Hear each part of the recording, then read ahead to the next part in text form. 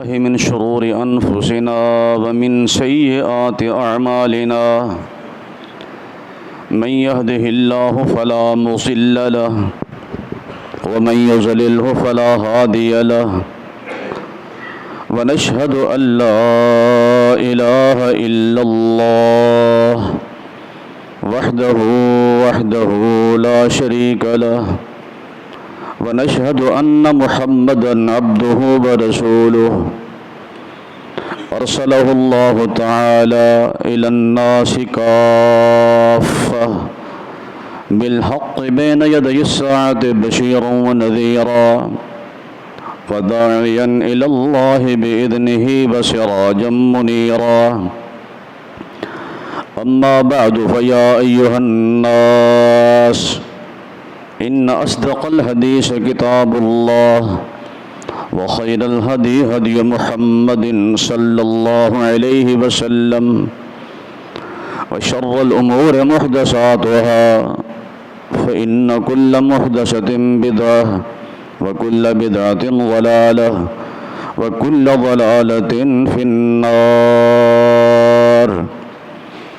اللهم صل على محمد وعلى آل محمد كما صليت على إبراهيم وعلى آل إبراهيم إنك حميد مجيد اللهم بارك على محمد وعلى آل محمد كما باركت على إبراهيم وعلى آل إبراهيم إنك حميد مجيد رب اشرح لي صدري ويسر لي أمري واحلل عقدة من لساني يفقهوا قولي رب زدني علما رب زدني علما رب زدني علما اللهم انفعني بما علمتني وعلمني ما ينفعني وزدني علما سبحانك لا علم لنا إلا ما علمتنا إنك أنت العليم الحكيم رب أعوذ بك من همزات الشياطين وأعوذ بك رب أن يحضرون أما بعد فأعوذ بالله السميع العليم من الشيطان الرجيم بسم الله الرحمن الرحيم شهر رمضان الذي أنزل فيه القرآن هدى للناس وبينات من الهدى والفرقان فمن شهد منكم الشهر فليصمه ومن كان مريضا أو على سفر فعدة من أيام أخر يريد الله بكم اليسر ولا يريد بكم العسر ولتكملوا العدة ولتكبروا الله على ما هداكم ولعلكم تشكرون وإذا سألك عبادي عني فإني قريب أجيب دعوة الداعي إذا دعان فليستجيبوا لي وليؤمنوا بي لعلهم يرشدون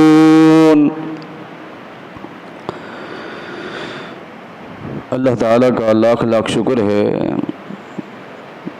کہ اس مالک نے مجھے اور آپ کو ایک دفعہ پھر زندگی میں یہ رحمت سے بخشش سے بھرا ہوا مبارک مہینہ رمضان نصیب فرمایا۔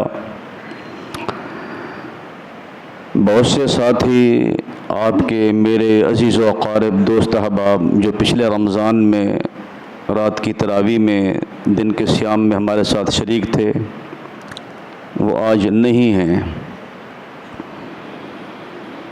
رمضان تو پہلے بھی آتا رہا، اب بھی آیا ہے، آئندہ بھی آئے گا، لیکن میری اور آپ کی زندگی کا اعتبار نہیں ہے۔ اگلا رمضان نصیب ہو یا نہ ہو، اس لیے اللہ نے جو موقع دیا ہے اس کو غنیمت سمجھیں اور کوشش کریں کہ اس رمضان میں اللہ کو راضی کر لیں، توبہ استغفار کر لیں۔ اللہ نے جنت کے دروازے کھولے ہوئے ہیں تو اس کے مستحق بن سکیں، جہنم کے دروازوں کو بند کیا ہے تو اس سے ہم بچ سکیں۔ رمضان المبارک بھی نیا نہیں ہے، رمضان کے فضائل مسائل یہ بھی کوئی نئے نہیں ہیں۔ آپ علماء سے سنتے رہتے ہیں، میں تو ایک طالب علم ہوں اور طالب علم ہی رہنا چاہتا ہوں. ساری زندگی ہم نے سیکھنا ہے، سکھانا ہے. اطلب العلم من المہد الی اللحد، گود سے گور تک ہم نے دین کو سیکھنا ہے. وہی مسائل، وہی باتیں ریپیٹ کی جاتی ہیں، ان کو دہرایا جاتا ہے کہ بھولا ہوا سبق یاد آ جائے. میں نہیں سمجھتا کہ میں آج کسی خاص موضوع پر گفتگو کر سکوں گا. میں صرف آپ کی توجہ مبذول کرانا چاہتا ہوں. اسلامی تاریخ کے حوالہ سے، اسلامی ہسٹری کے حوالہ سے رمضان المبارک میں جو چند ایک واقعات ہوئے ہیں، رونما ہوئے ہیں اسلامی تاریخ کے حوالہ سے، ہمیں کم از کم ان سے کچھ نہ کچھ شناسائی ہونی چاہیے. مطالعہ آپ خود کرتے رہتے ہیں، سنتے بھی رہتے ہیں، مزید کر لینا. رمضان المبارک میں رمضان کے فضائل تو سارے علماء بیان کرتے ہیں اور کرنے چاہیے، لیکن یہ بھی ہمیں بتانا چاہیے کہ آپ کے اس صوبہ سندھ کو باب الاسلام کہا جاتا ہے، بلکہ آپ کی جو مسجد ہے جس میں آپ تشریف فرمائے ہیں، اس مسجد کا نام بھی باب الاسلام ہے، اسلام کا دروازہ. کیا آپ جانتے ہیں کہ اس کے بیک میں کیا تاریخ ہے؟ باب الاسلام کیوں کہا جاتا ہے اسلام کا دروازہ سندھ کو؟ اگر نہیں جانتے تو جاننا چاہیے. میں آگے نکل جاؤں گا بڑی تیزی کے ساتھ، صرف توجہ دلا کے کہ جب راجہ داہر کی یہاں حکومت تھی اور عرب سے آئے ہوئے کچھ مسلمان تاجروں کو لوٹ لیا گیا، بچوں کو، عورتوں کو یرغمال بنایا گیا، تو پھر حجاج بن یوسف ثقفی نے محمد بن قاسم کو ان کی امداد کے لیے بھیجا، جس نے راجہ داہر کے خلاف بھی لڑائی لڑی. اور یوں 6000 کی فوج جو مسلمان فوج تھی محمد بن قاسم کی سرپرستی میں، وہ آپ کے سندھ کے راستے ہمارے ملتان سے بھی آگے شور کوٹ تک گئے. اسلام کا دروازہ اس کو اس لیے کہتے ہیں باب الاسلام کہ اس راستے سے بر صغیر میں اسلام آیا. محمد بن قاسم جب فاتح بنا، یہ بات سن 92 ہجری کی ہے، اور بعض مورخین کہتے ہیں کہ سن 93 ہجری کی ہے، 92 یا 93. اور اس وقت جو اسلام آیا ہمیں دیکھنا ہے کہ وہ کون سا اسلام تھا. جو محمد بن قاسم رحمۃ اللہ علیہ اور ان کے ساتھ آنے والے مسلمان جو فوجی تھے یہاں اسلام لے کے، وہ کون سا اسلام تھا؟ ابھی کسی فقہ کی تدوین یا ترتیب نہیں ہوئی تھی. امام ابو حنیفہ رحمۃ اللہ علیہ ہمارے سر کے تاج ہیں، ہمارے لیے قابل احترام ہیں. انہوں نے بڑی اسلام کی، دین کی خدمت کی ہے. ان کی عمر ابھی 2 سال تھی، چونکہ یہ سن 90 ہجری میں پیدا ہوئے ہیں امام ابو حنیفہ رحمۃ اللہ علیہ، اور ان کی عمر 2 سال ہے. اسلام بر صغیر میں پہنچ چکا ہے. اب ایک دعوت فکر میں دینا چاہتا ہوں کہ وہ کون سا اسلام تھا کہ امام صاحب کی عمر ابھی 2 سال ہے اور اسلام یہاں پہنچ چکا تھا. خالص اسلام جو قرآن و سنت پہ مشتمل تھا بر صغیر میں آ چکا تھا سن 92 اور 93 ہجری میں. تو اس کا آپ بوڑھے تو شاید جانتے ہوں گے، نوجوان نسل کو اس وقت ضرورت ہے کہ مطالعہ کریں کہ اسلام بر صغیر میں کیسے آیا. میں نے ایک توجہ دلا دی ہے. اور یہ واقعہ کب ہوا؟ رمضان المبارک کی 10 تاریخ کو، جو پچھلا جمعہ گزرا ہے. چاہیے تھا خطباء کو کہ اس موضوع پہ جمعہ پڑھاتے، باب الاسلام کے حوالہ سے، اسلام کا دروازہ کیوں ہے. اور دوسرے میں جو توجہ دلانا چاہتا ہوں، رمضان میں ہی رمضان المبارک کی 10 تاریخ کو، یعنی پچھلا جمعہ جو گزرا ہے، آج 17 ہے، مکہ فتح ہوا. رسول اکرم صلی اللہ علیہ وسلم جب مکہ کو چھوڑ کر ہجرت کر کے مدینہ تشریف لے گئے تھے، رات کی تنہائی میں چھپ چھپ آ کر آپ گئے. کچھ ساتھیوں کو پہلے روانہ کر دیا، اور آپ کے ساتھ صدیق اکبر رضی اللہ تعالیٰ عنہ تھے سفر میں. 3 دن تک غار ثور میں رہے، پھر آگے سفر کیا. یہ بھی ایک تفصیل ہے اگر میں ہجرت پہ گفتگو کروں. لیکن جو بات بتانا چاہتا ہوں وہ یہ ہے کہ جب مکہ فتح ہوا، گئے تھے تو چند ساتھی آپ کے ساتھ ہیں. آج جب فاتحانہ انداز میں مکہ میں داخل ہوئے، مکہ فتح ہوا تو 10,000 صحابہ کرام آپ کے ساتھ ہیں. اور گئے تھے رات کی تاریکی میں، واپس تشریف لائے تو دن کے اجالے میں آپ آئے. اور ایک ساتھی نے جب یہ نعرہ لگا دیا الیوم یوم الملحمہ، آج انتقام کا دن ہے، کیونکہ بادشاہوں کا یہ دستور ہے، جو پہلے والے بادشاہ ہوتے ہیں ان سے انتقام لیتے رہتے ہیں، ان کو نیب کے سپرد بھی کرتے ہیں، دیگر یہ ہر دور میں رہا ہے، یہ آج کی بات نہیں ہے. تو جب یہ صحابی نے نعرہ لگایا، نبی علیہ السلام نے غصے کا اظہار کیا، فرمایا نہیں، یہ اعلان کر دو الیوم یوم المرحمہ، آج رحم کا دن ہے، عام معافی کا دن ہے، ہم کسی سے انتقام نہیں لیں گے، یہ میرے پیغمبر کی سیرت ہے. تو یہ کام بھی رمضان المبارک میں ہوا. رمضان المبارک کی 10 تاریخ تھی اسلامی تاریخ کے حوالے سے. اور تیسری چیز، ہماری ماں ام المؤمنین خدیجۃ الکبریٰ رضی اللہ تعالی عنہ، ان کی وفات بھی 10 رمضان المبارک کو ہوئی. تو یہ توجہ دلا دی ہے، مطالعہ آپ نے خود کرنا ہے اس پہ. چونکہ جمعہ کا ٹائم ہے، مجھے بتایا گیا ہے کہ انشاءاللہ 1:30 بجے ختم کرنا ہے، تو بڑی تیزی کے ساتھ میں یہ باتیں آپ کو بتانا چاہتا ہوں کہ آپ کی اور میری سب کی ذمہ داری ہے کہ اسلامی تاریخ کا ہم مطالعہ کریں. اس کے علاوہ آج جو دن ہے یہ رمضان المبارک کی 17 تاریخ ہے. آج کے دن اسلام کا پہلا غزوہ، جو حق و باطل میں فرق کرنے والا، جس کو یوم الفرقان کہا گیا، یوم الفرقان، یوم التقى الجمعان، غزوہ بدر، یہ آج کے دن برپا ہوا رمضان المبارک کی 17 تاریخ کو. اور آج کے دن ہی رمضان المبارک کی 17 تاریخ کو ہماری ایک اور ماں ام المؤمنین عفیفہ کائنات عائشہ صدیقہ رضی اللہ تعالیٰ عنہ، ان کا آج یوم وفات ہے. ہمیں اپنی امی کی سیرت کو بھی پڑھنا چاہیے.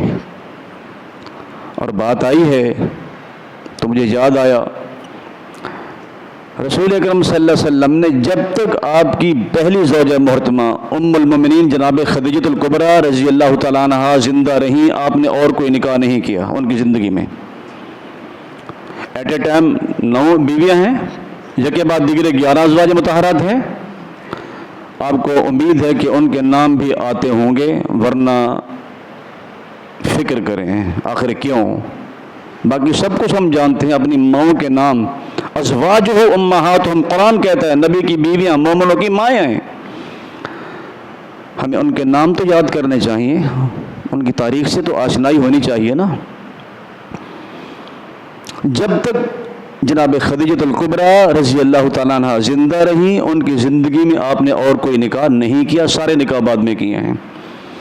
اور چونکہ امی عائشہ کا تذکرہ آیا، آج ان کا یوم وصال، یوم وفات ہے. امی عائشہ فرماتی ہیں رضی اللہ تعالیٰ عنہ، میں بڑی خوش نصیب تھی کہ نبی علیہ السلام کا پیار محبت میرے ساتھ سب سے زیادہ تھا، اور مجھے کبھی جو سوتنوں کا معاملہ ہوتا ہے، کسی آپ کی بیوی پر کبھی رشک نہیں آیا، یا حسد کہہ لو وہ نہیں ہوا. اگر کبھی رشک آتا تھا تو جناب خدیجہ پہ آتا تھا، حالانکہ ان کو میں نے دیکھا نہیں، وہ پہلے فوت ہو گئی تھی. وجہ کیا ہے کہ نبی علیہ السلام جب بھی ذکر کرتے فرماتے خدیجہ ایسی تھی، خدیجہ ایسی تھی، اس کی تعریفیں کرتے رہتے تھے. اور صحیح بخاری میں ہے حوالے کے لیے، ایک دن میں بول پڑی کہ ایسے محسوس ہوتا ہے کہ شاید خدیجہ کے علاوہ دنیا میں کوئی عورت آئی نہیں، آپ جب بھی تعریف کرتے ہیں خدیجہ کی کرتے رہتے ہیں رضی اللہ تعالیٰ عنہ. میری یہ بات سن کر رسول اللہ صلی اللہ علیہ وسلم کی آنکھیں چھلک پڑی، آنسو آ گئے. فرمایا عائشہ تو کیا جانے خدیجہ کون تھی. اس موقع پر 4 جملے آپ نے فرمائے. فرمایا آمنت بھی حین کفر بی الناس، صدقتنی حین کذبنی الناس، واستنی بمالها اذ حرمنی الناس، ورزقنی اللہ منہ الولد۔ عائشہ اب سن لے خدیجہ کون تھی۔ سب لوگ میرا انکار کر رہے تھے، وہ اکیلی مجھ پہ ایمان لانے والی تھی۔ سبھی مجھے جھوٹا کہنے والے تھے، وہ اکیلی میری تصدیق کر رہی تھی۔ لوگوں نے میرا سوشل بائیکاٹ کیا، لین دین کے معاملات ختم کر دیے۔ واستنی بمالہا اذ حرمنی الناس، ام المؤمنین خدیجہ الکبریٰ رضی اللہ تعالیٰ عنہ نے اپنا سارا مال میرے قدم میں ڈھیر کر دیا کہ جہاں جی چاہے اس مال کو خرچ کرو اللہ کی رضا کے لیے۔ اور پھر مجھے اللہ نے اس سے اولاد بھی تو دی ہے نا۔ 4 اوصاف آپ نے اس موقع پر بیان کیے جناب خدیجہ رضی اللہ تعالیٰ عنہ کے۔ تو بہرکیف آج کا دن امی عائشہ کی وفات کا دن بھی ہے، ہمیں ان کی سیرت کو بھی پڑھنا ہے، سیکھنا ہے، سمجھنا ہے۔ غزوہ بدر کے حوالے میں بھی ہمیں معلومات ہونی چاہیے۔ اسلام کی پہلی لڑائی ہے، حق و باطل کا معرکہ ہے۔ اس کے علاوہ یہ 2 بڑی عجیب مناسبتیں ہیں کہ غزوہ بدر بھی 17 رمضان کو ہوگا اور جناب عائشہ صدیقہ رضی اللہ تعالیٰ عنہ کا یوم وفات بھی 17 رمضان کو ہے۔ ایک اور بات مجھے یاد آئی کہ غزوہ بدر میں جھنڈا لہرانے کے لیے کپڑا میسر نہیں آیا۔ یہ جھنڈا جو ہے یہ عظمت کی دلیل ہوتی تھی، جب تک لڑائی جاری رہتی تھی جھنڈا سر بلند رہتا تھا۔ جب شکست ہو جائے یا کوئی ایسا مسئلہ بن جائے تو پھر اس کو سر نگوں کر دیتے تھے۔ جھنڈے کے لیے کپڑا دستیاب نہیں ہوا تو اعزاز ملا امی عائشہ کے دوپٹے کو۔ سلام اللہ علیہا رضی اللہ عنہا کہ آپ ان کے دوپٹے کو لائے اور اس کا جھنڈا بنایا گیا۔ یہی دن تھا 17 رمضان کا، اور پھر ان کی وفات بھی اسی تاریخ کو ہوئی۔ ہمیں صرف ایک بات یاد رہتی ہے چونکہ اس کا شور میڈیا پہ بہت زیادہ ہوتا ہے۔ انکاری ہم بھی نہیں ہیں، ہم بھی مانتے ہیں جناب علی کی عظمت کو، ہم سلام کہتے ہیں رضی اللہ تعالیٰ عنہ۔ 21 رمضان کو ان کی شہادت ہوئی اور ان کی یاد میں بھی لوگ ان کے فضائل اور مناقب کو بیان کرتے ہیں، ہم بھی کرتے ہیں۔ ہم بھی مانتے ہیں کہ وہ اللہ کے شیر تھے، اسد اللہ تھے، ابو تراب کا لقب پانے والے تھے، ان کی بڑی عظمت ہے۔ تو یہ واقعہ بھی رمضان المبارک میں ہوا، شہادت جناب علی رضی اللہ تعالیٰ عنہ کا۔ تو یہ میں نے آپ کو صرف توجہ دلائی ہے، اس موضوع پر بھی ہمیں کچھ بات چیت کرنی چاہیے، یہ موضوعات بھی اپنی قوم کے سامنے رکھنے چاہیے۔ دوسری جو بات ہے وہ ہے روزے کا مقصد، لعلکم تتقون، کہ تم متقی بن جاؤ۔ آج 16 روزے بیت گئے، بلکہ 16.5 میں کہہ دوں بیت گئے ہیں۔ آج مجھے اور آپ کو اپنے گریبان میں جھانکنا ہے، یہ جائزہ لینا ہے کہ ہمارے اندر کتنا تقوی آ چکا ہے۔ 100% نہ صحیح تو 50% تو آنا چاہیے تھا آج تک۔ تمام تر عبادات کا محور قرآن نے تقوی بیان کیا ہے۔ اعدلوا هو اقرب للتقوی۔ حج کا حکم آیا وتزودوا فإن خیر الزاد التقوی۔ قربانی کی باری آئی لن ینال اللہ لحومها ولا دماؤها ولکن ینالہ التقوی منکم۔ اور اللہ کے ہاں اگر کسی کی عظمت ہے، اللہ کے ہاں کوئی VVIP ہے تو قرآن کہتا ہے ان اکرمکم عند اللہ اتقاکم۔ اللہ کے ہاں اگر کوئی مکرم اور معظم اور محترم ہے جس میں تقوی اور پرہیزگاری زیادہ ہے۔ اور روزے کا مقصد بھی لعلکم تتقون ہے۔ جب کعب الاحبار رضی اللہ تعالیٰ سے پوچھا گیا تقوی کیا ہے، فرمانے لگے جس طرح تم خاردار جھاڑیوں کے علاقے میں سفر کرتے ہو، دائیں بائیں کانٹے دار جھاڑیاں ہیں، اپنے دامن کو سمیٹ لیتے ہو کہ کپڑے الجھ کے پھٹ نہ جائیں، صراط مستقیم پہ چلو، گناہوں سے بچا کے، اس بات کا نام تقوی ہے۔ اللہ سے دعا کرتے ہیں کہ رمضان کی تکمیل کے ساتھ ساتھ ہمارے دلوں میں بھی خوف خدا پیدا ہو جائے، ہم بھی متقی بن سکیں جو رمضان کا تقاضا ہے۔